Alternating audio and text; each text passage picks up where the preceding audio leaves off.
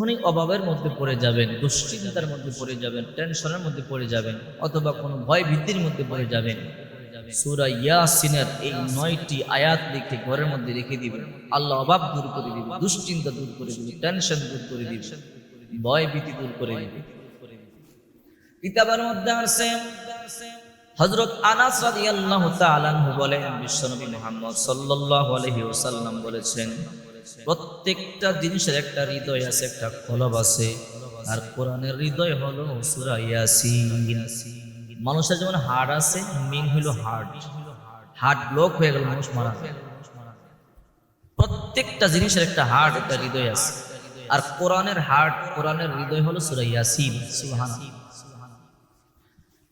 বিশ্বনবী মুহাম্মদ সাল্লাল্লাহু আলাইহি ওয়াসাল্লামের প্রিয় সাহাবী আবু হুরায়রা রাদিয়াল্লাহু তাআলা আনহু বলেন, বিশ্বনবী মুহাম্মদ সাল্লাল্লাহু আলাইহি ওয়াসাল্লাম বলেছেন, কোন ব্যক্তি যদি ঘুমানোর পূর্বে সূরা ইয়াসিন তেলাওয়াত করে, আল্লাহ পাক রব্বুল আলামিন ওই ব্যক্তির ওই দিনের সমস্ত গুনাহগুলোকে maaf করে দিবে।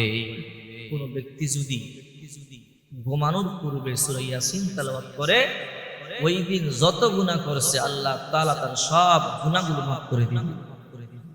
তাফসীরে মাযহারিতে আল্লামা সানাউল্লাহ পানিপতি রাহমাতুল্লাহি আলাইহি লিখেছেন, আব্দুল্লাহ ইবনে জুবাইর রাদিয়াল্লাহু তাআলা আনহু বলেন, বিশ্বনবী মুহাম্মদ সাল্লাল্লাহু আলাইহি ওয়াসাল্লাম বলেছেন, যখন কোনো মানুষ অভাবের সময়, যখন কোনো মানুষ দুর্ভিক্ষের সময় এই সূরা ইয়াসিন তেলাওয়াত করবে, আল্লাহ তাআলা তার অভাব দূর করে দিবে।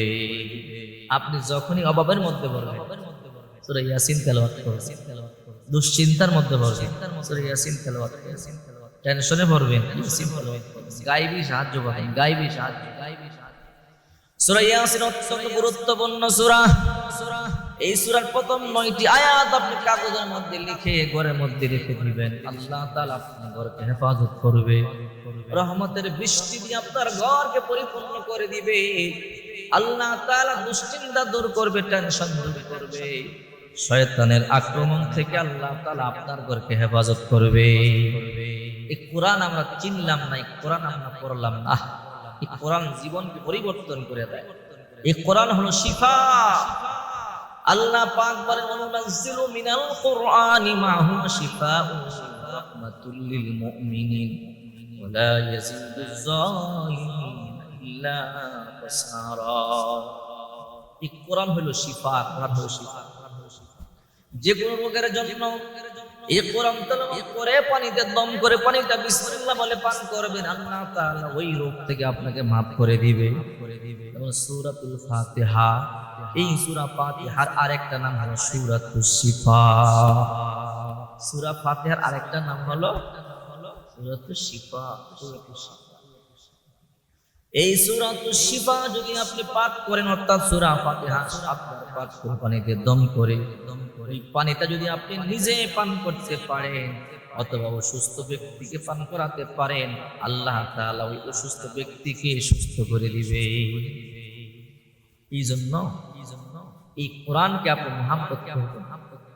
দুঃখের বিষয়, অনেকের ঘরে কোরআন শরীফ নাই।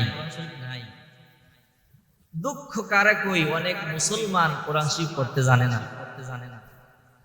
যদিও অনেক মুসলমানের ঘরে কোরআন শরীফ আছে, অনেক মুসলমানের ঘরে কোরআন শরীফের উপরে এত ময়লা পড়েছে, এক গিরা পর্যন্ত, এক কর পর্যন্ত আঙ্গুল দিয়ে ডুবে যায় ময়লা, এত কিছু হয়েছে, মোছার সময় নাই। কয় বছর আগে যে কোরআন শরীফ বুকে নিয়ে সুমা খাইছে মনে নাই। ওই ঘরে শান্তি আসবে কোত্থেকে? ওই ঘরে রহমত আসবে কোত্থেকে?